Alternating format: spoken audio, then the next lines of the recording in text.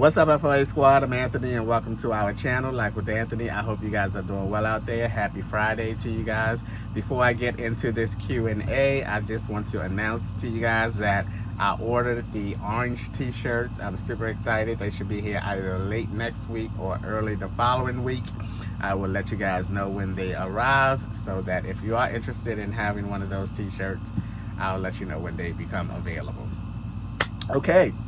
Let's get into this Q&A. I asked you guys on our community page to ask me some questions because it has been several months since I did a Q&A. And as usual, you guys sent a lot of questions in, so I'm just going to dive right into it. I'm going to try not to be elaborate with some of the answering of the questions because I know I can go off course some, but we'll see how I'll do. All right, the first question is from Melissa Jordan. Did you have any damage from the flood? I did not have any damage to my trailer from the flood. It did come up pretty high. It did cover the step to the trailer, but I don't think it did any damage. This trailer, from my understanding, is supposed to be waterproof, but no damage. All right. Next question is from Shorty Joe 218. Will you ever do a meetup in Baltimore? I did a meetup in Baltimore last year, and it was quite fun. There were a couple of people at that meetup that are going on the cruise, so I look forward to seeing them again. Baltimore is the place that I will always be going to, so more than likely I will be having another meetup there at some point in time because my family and friends are there, so we'll see. The next question is from Evangelist Carol 7285, and Carol asks, why don't you read directions?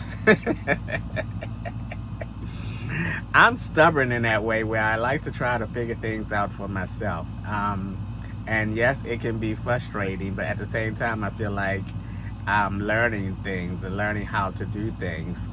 So just call it or contribute it to my being stubborn and like to try to figure out how to do things on my own.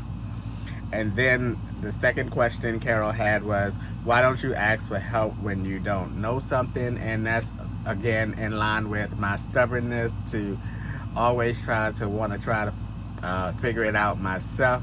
That did not make sense. Always want to try and figure it out for myself. That's just my stubbornness.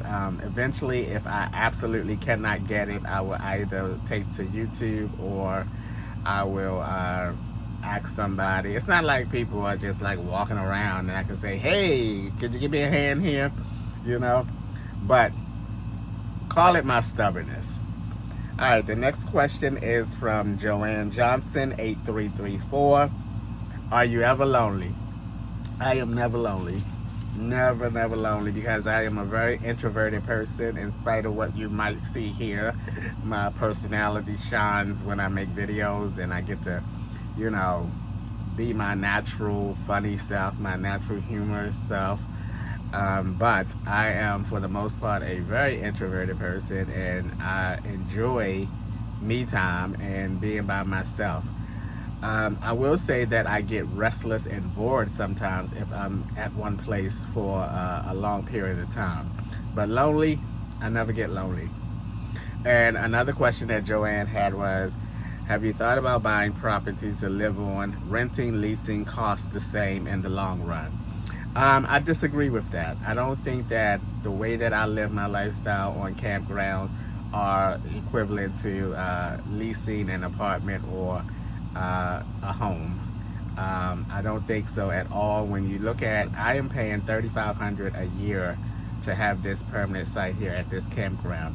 I mean, there's not an apartment in the world out there that, well, I'm not going to say in the world, maybe in some countries there are, but let's just say the United States, that you can live with for $3,500 a year. So that in itself should let you know that, you know, the campground lifestyle is way more cheaper than leasing an apartment. As far as the other campgrounds that I like to go to, that is a choice of mine. I mean, I can do things or make different decisions whether I want to go or how many campgrounds I want to go when I'm away from my main home spot here. to go to and how much money I want to spend at those campgrounds or to be at those campgrounds, that is a choice of mine. So I can control that. And that's part of the reason why I'm getting a truck camper, so that I can cut the cost, as I've mentioned to you guys already, cut the cost of being at campgrounds, and also to allow myself to have a different way of traveling without hauling the trailer around all the time. So no, I disagree. This lifestyle that I'm living now is way much cheaper than renting an apartment. All right, Pink Ivy 98 asks, with all the money you spent on your minivan, SUV, travel trailer, truck, and now camper, do you wish that you went ahead and bought a Class B or C RV years ago? Absolutely not. Because the one thing about this lifestyle for me personally is it is a progression. I have progressed in this lifestyle, and I progress according to my financial ability. I am not going to go out and purchase something that I have to be in debt for the next 10, 20, 15 years or whatever. I pride myself on now working hard and getting out of debt, and I also pride myself in staying out of debt. So if I can't pay for anything, then I do not want it. I will not buy it. But those types of vehicles, getting back to what my original thought is, with me, I progress. If you watch a lot of the big time YouTubers, the ones who've been around a while, if you watch them from their earlier days, you will see how they progress.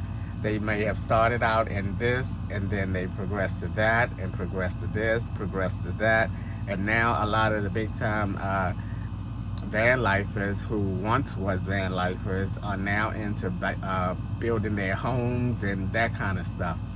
So this lifestyle to me is a series of progression. No one, or I don't think anyone, gets it right the very first time. And a little bit on the Class Bs. I do not like the Class Bs at all. I do not like the Class Cs. I don't like that overhang over the truck or vehicle where there's a sleeping area inside. I just have not found a Class B or C that would even get me to thinking about buying one of those. So this right here, what I have, suits me just fine. Alrighty, this is from Athorpe 630. Would you ever consider getting a house again? I would not consider getting a house. And okay, the only way that I would consider getting a house, if I can pay for a house outright. And even if I could pay for a house outright, there would be lots of thoughts in my head about, okay, do you really, Anthony, want to spend this money on a house? Right now, where I am in my life, at this stage of my life, it's all about saving money. It's all about having money as I get older. If you can remember, the main reason that I chose to do this lifestyle was to better my finances for when I get closer to retirement. That is the main reason why I decided to live this lifestyle. So for me, if I was to buy another house, I feel like I would be taking a step backwards when it comes to finances. Because when you consider all of the other expenses that it takes to maintain a home, it's kind of like, and then not to mention, like I said, I would not consider buying a house unless I can buy it outright. Then you consider the money that I have given up. I'd rather have that money in my bank account and live this modest lifestyle that I'm living now, which is the campground lifestyle. So no, I would never buy a traditional house again. Alrighty. The next one is from CMR4714, and they ask, do you ever feel uncomfortable based on color? I have not had one experience at campgrounds based on color. The type of campgrounds that I go to, which are the all-male gay campgrounds, are very friendly. It's a community. I've spoke about this several times here in our community, that it's about the community, and it's a great community from campground to campground. I've never had a bad experience at all, and especially based on color. I am comfortable being around different races of people, and I think that's part of experiencing the world. You know, you it's great to learn and talk to different people of different cultures, and that's why I'm really into going to different countries right now. So no, I've never been made to feel uncomfortable based on color. Okay, Carmilla 300 asks, what do you look for in a significant other, or do you prefer to be single? Well, I'm okay with being single. There are times when I tell some of my friends, okay, this is going to be the year that I'm going to get me a boyfriend. I'm going to get me a boyfriend this year. And I never get a boyfriend this year, so I gotta stop saying that. But I am okay with being single. Now, what would I look for in a significant other? Now, years ago, if you would ask me this question, my list would have been like yay long. But as I got older, you know, the list has definitely shrunk a whole lot. For me, internally, I'm looking for someone that is kind, considerate, and they have to have a sense of humor. Because with my natural sense of humor, if they don't get it, we probably would not make it. No, I know we wouldn't make it, because I'm not about to withdraw or hold back on my sense of humor when I think having a natural sense of humor is kind of like a gift, you know. So I wouldn't want to hold back that. And not only that, my sense of humor is a part of my personality and who I am. So if I can't display that at all times with someone that I'm supposed to be interested in and interested in me, then it probably will not work out. Now, externally, physically, the face. I'm all about a handsome face. If I'm in Walmart or Home Depot, Lord have mercy, Home Depot, whew, Lord, they got some handsome faces in that store. But I'm mostly attracted to a face with a nice smile. Because you want to, or at least I want to be with someone that I enjoy looking at, you know. So definitely that's the first. A lot of people are attracted to people at first glance from their bodies, but for me it is definitely a face, because you can have like the best body in the world, and if you turn around and your mug be mugging, not for me. Not for me. I love a handsome face and a nice smile that goes along with that face.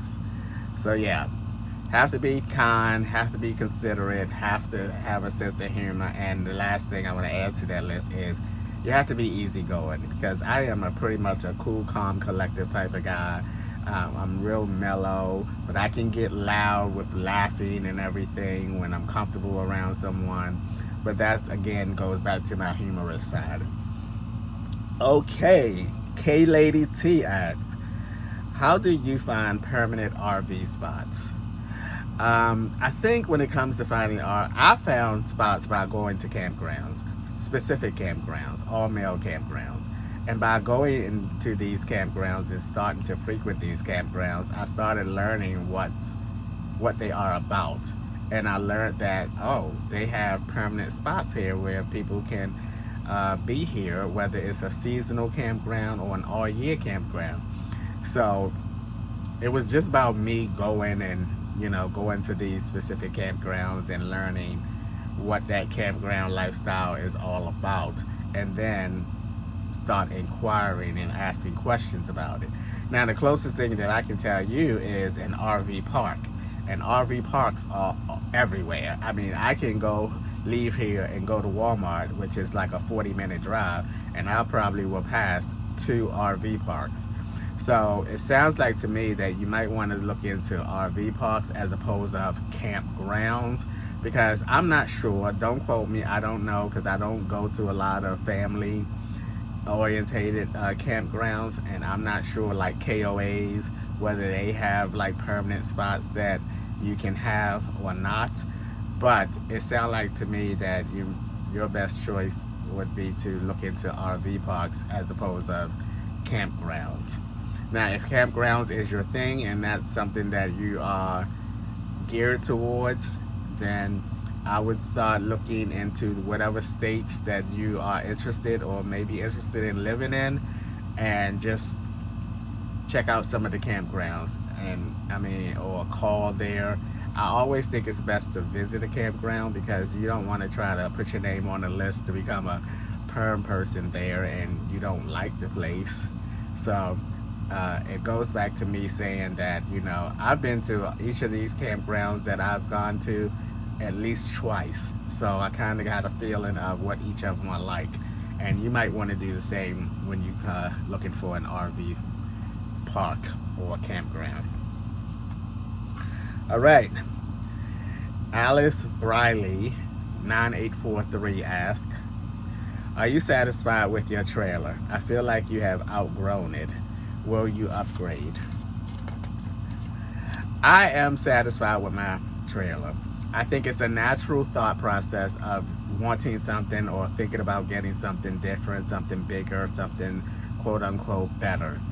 But that's going to always be a thought. I think people, or most people who live this lifestyle, that thought crosses their mind frequently, and I am no different. But I always wheel it back in and was like, okay, Anthony, keep your eyes on the prize, which is to save money so that you can make better decisions or different decisions in the future when it comes closer to retirement and everything. So excuse me. So I would not trade this trailer in. So even if you see me show another trailer or do something or talk about, oh, this would be great, this is nice, blah blah blah, I always hone it back in and say, okay, Anthony, this is it right here. What do you need? Something bigger to walk further to go to the bathroom, or walk further to go to the kitchen, this, that, and the other. I have a really nice sized comfortable bed. I modified this trailer and taking a couch out and put my little desk / eating table here. And I bought myself a much more comfortable chair, which has been working out really well for me. That's enough. This is enough for me. And you know why I know this is enough for me? Because I had a house for 11 years, and I sat in the same space, the same place in that house the majority of the time, which was my living room. On my couch, I had a little small table with my laptop in front of me and my TV in the living room as well. And that was my go-to spot for 11 years. Yes, I had a kitchen to walk to and cook, and then I slept up in the bedroom, etc., in the bathroom upstairs, etc., etc. But I would say 85% of the time I was sitting in that same place. Even when I left the house and occasionally was in an apartment for a year or two, I still sat in one place for the majority of the time that I was in those apartments.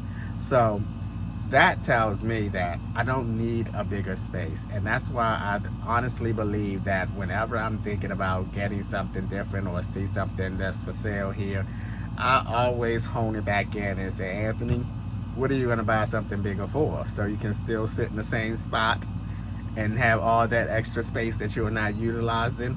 So this is ideal for me. It really is. I have all the components of a bigger house: a bathroom, a kitchen, a bed, a place to eat, a place to watch my laptop, and I don't need anything else. And that probably will not be the first time that you hear me say, oh my. And do note from this point moving forward that it's not going to happen. It's not going to happen. Even if you hear me, like when I go to a future RV show, and I'll be like, man, this would be nice to have, blah, blah, blah. Do know it's not going to happen. It's just a natural thought that I have, I guess, when living this lifestyle. Okay, the next question is from Miss Crabtree 666. And Miss Crabtree asks, how is the intermittent eating going? Have you lost weight or feel different? Will you start walking again? Okay, will I start walking again? Let's start with that one. I'm telling you, and I'm not lying. If I'm lying, I'm flying, and I can't fly. I had in my mind when I get back here to Florida that I was going to get back into walking. I was going to get out here every morning and walk. But ever since I've been back, which has been 5 days now, it has been raining. The grass is so wet. The sun is not out long enough to dry the grass, and then the little non-grass areas of the campground are kind of still moist and wet, and it's just not, I have not had the opportunity to get out and walk. It's not an excuse, it's a fact. Look it up on the weather here in Venus, Florida. You'll see that it's been a lot of rain, and it's going to continue to be some rain. So I have not yet started walking again. How is the intermittent fasting going? Have I lost weight or feel different? I'm doing really well with it. The time frame part of it, I'm doing really well. I have not been eating before 11 a.m., but I have been drinking, because if I don't drink something, then I might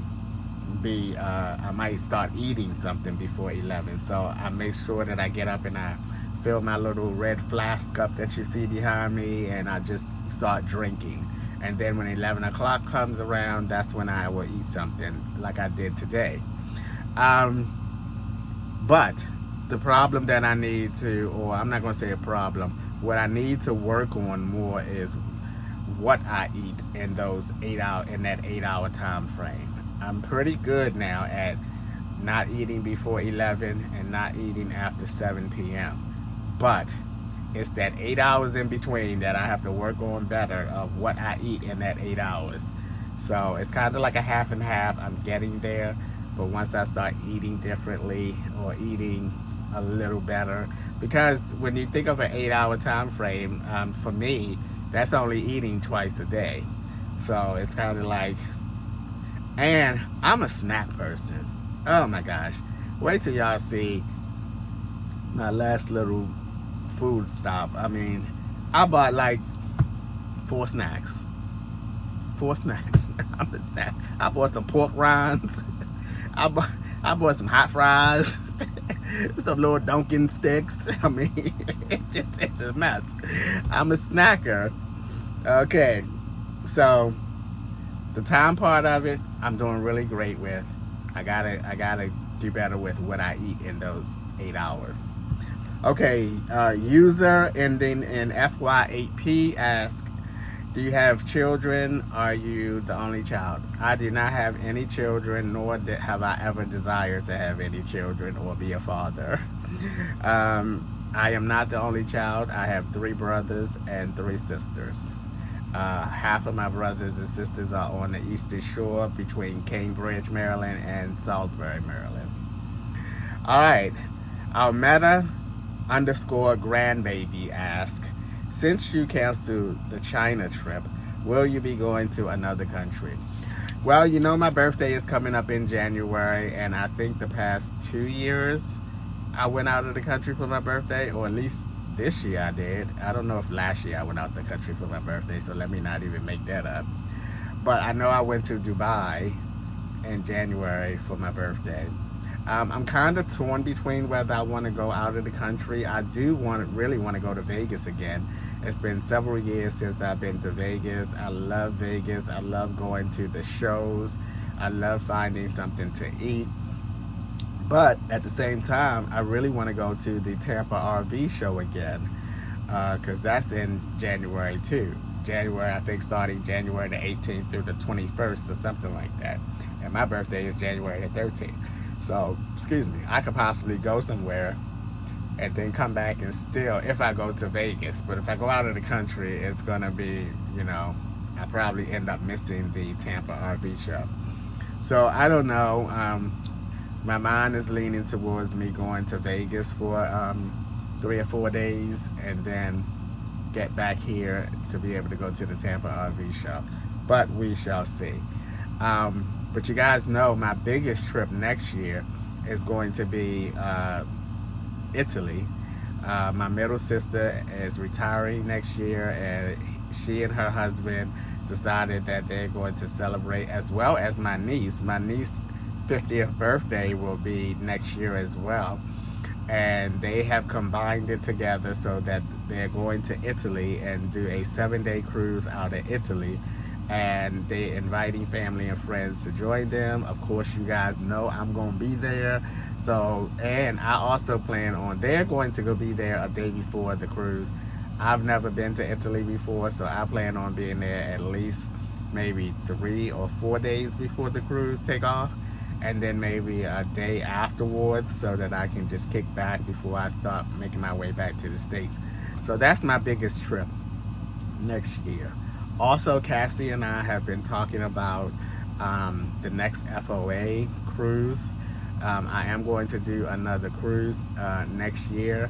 The problem is trying to decide when to do that cruise, because the Italy trip is in September into the end of September into October. So Cassie was thinking November, and I was like, oh, that's really close, you know, out of the country trip in September into October, and then the next month, you know, and then you have Thanksgiving. I have to recuperate from that and then head on back to Baltimore.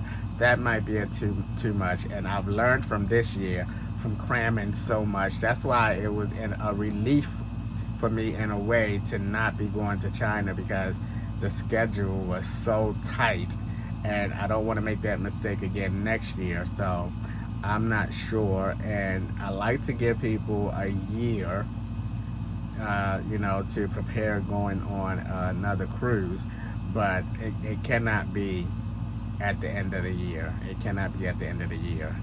So it's either going to be closer up into the year, which means that all things financially related to the cruise would have to be paid a lot sooner, and I don't know yet. So I'll have to think about it, and Cassie and I will continue to brainstorm and see what we come up with. All right, the next question is Flango Beast. What's going on, Flango? I'm still like, you missed the meetup. What do you think about when traveling to new places? Do you feel nervous or just go with the flow? I'm learning to relax. I think for me, getting there is the most challenging, because when you go to a foreign country, through my experience so far, there's always have been a huge layover, and it's like as far as getting there, I used to be nervous of what I'm gonna do once I get there and how I'm gonna get to the hotel. But I learned that they have taxis all outside of the hotels, and I just go ahead and say, okay, you're going to just catch a cab to the hotel. Most of those taxi drivers are familiar with just about every hotel near. So that, I'm not nervous. I'm not nervous because, for one, I am a scaredy cat. I know that when I'm in another country that I'm not going to go too far from where I'm staying. I did take a chance when I went to Honduras. I caught a cab and he took me into the city and stuff, and I was out and about roaming around there. But I don't feel nervous. I think the biggest thing for me that I look or research when deciding to go to a different country is it safe for Americans to go over there at this time? And if most of the feedback that I get is yes, it is safe, then that's my biggest concern when choosing a country to go to. Is it safe for me to be over there? But once I get there, usually it will take me 1 or 2 days to get the lay of the land, to get the feel of it, to adjust to the time zone if that's the case. And then after that, I feel pretty relaxed, because once I got relaxed in Dubai, I was out and about on the trains every day, going here, did an excursion, this, that, and the other, and I'm on the go. And I think that's an adjustment period that I will always have when I go out of the country, is once I learn the kind of the lay of the land and become comfortable with it, that's when I can really start to enjoy the country that I visit. Alrighty, the next one is from Rosie Cedillo 6177, and Rosie asks, Could you talk about the situation that made you buy an RV and live this lifestyle? Okay, the short version of that is I was in the midst of a foreclosure on my home that I had lived in for 11 years. I was a huge fan of HGTV. I always watched shows like House Hunters and what's the other one? Tiny Homes. I always watched those type of shows. Well, I started getting in my feed van life, and once those types of videos started showing up, because I was watching a lot of House Hunters and Tiny Home shows, I became curious, and out of curiosity I started looking for videos on it and learning a little bit about it, and started watching some of the YouTubers that were doing that lifestyle, and I thought, maybe I'll try this instead of leaving out my home when it's time for me to get out of there and go to an apartment. I'll try this. And I've been trying it and doing it and progressing since. And that's been a minute now. Okay. The next question is from Debbie Taylor, 4117. What's your favorite season? Without a doubt, my favorite season is fall. I love like mid-September, and it's coming up. I love mid-September into like Halloween, the first week of November, where it's not cold yet, but if you feel the chill in the air, especially the nighttime. That time of the year where it's like really, really comfortable during the day, and then you start to have that like really cool, crisp night, but it's not cold. It feels really good. That's the time of the year that I most enjoyed the most, and especially when I was like living on the streets and still working and living in a vehicle. That was the best time of the year, from mid-September, once the summer heat started dying down, into like the nice crisp nights of fall. Alrighty. This question is from Flying with the Words. What is the one state you haven't been to but want to visit? Alright, Vermont. I met a couple last year at Hillside, Bob and Bob, and they live in Vermont, and they got to talking to me a little bit about their state and their city where they live, and it piqued my curiosity, and I want to go to Vermont and check out Vermont. And when I get my truck camper, that Vermont is definitely going to be on my list of places that I'm going to take my truck camper and visit. Also, Denver, Colorado. I have a very good friend, and he and his partner live in Denver, and I've always wanted to go to Denver. Back in the days, I was a huge Denver, Colorado's Rockies baseball fan, and so Denver has always been on my list of places to visit, especially now I have, someone that I know there. And the last place would be Kansas City, Kansas. Now, I don't know why Kansas is on my list. I don't know what is peaking or going on in my mind that Kansas is on this list, but for some reason I want to go to Kansas. I think I have driven past Kansas when I drove to St. Louis, Missouri before, but I'm not sure. I know they're up there in the same neighborhood. So those are the three that I more than likely will visit. Not saying that it will be next year, but in the short-term future. There are some other places that pique my curiosity, but I'm not quite there yet as deciding whether I want to go there. A lot of van lifers seem to like Oregon and even Washington State up there. So those also pique my curiosity, but I haven't, mustered up the nerve to say, yes, that's where I want to go. So those are a couple. And I think that is it. Yep, that is it. I think I answered all of the questions that I had written down.